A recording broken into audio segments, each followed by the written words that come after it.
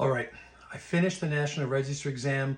I drove home. I got to do a little bit of a debriefing here. This will probably be a couple of videos, but bear with me. I'm Dan Lemmer from Lemmer Education. I've been preparing people to take the National Registry for years and years. I've been a paramedic for years and years.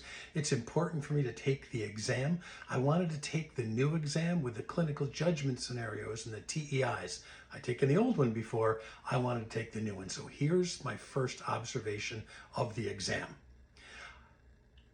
Take your time. I took about a minute per question. I sat down at the exam, bam, first question out of the chute was a clinical judgment scenario, 12 questions. I would have preferred a little bit more of a ramp up. I didn't get that. That's okay. I have no say in that matter. Finished the 12 questions of the first clinical judgment scenario, bam, another clinical judgment scenario. So the first 20 to 25 questions were all in that ongoing scenario format.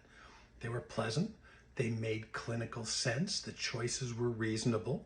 They had TEI items within them, for example, the multiple response and a couple of drag and drop kind of things in there, and that wasn't so bad.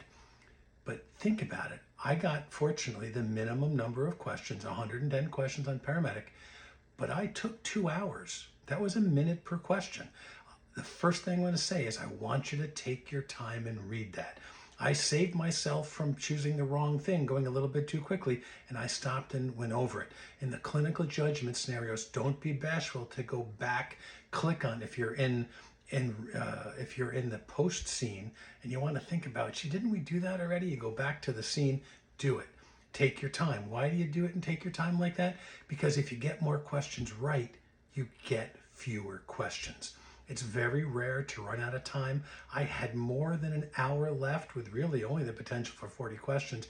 I was going to be totally fine. National Registry exam, it's a great exam. As an educator, I appreciated it.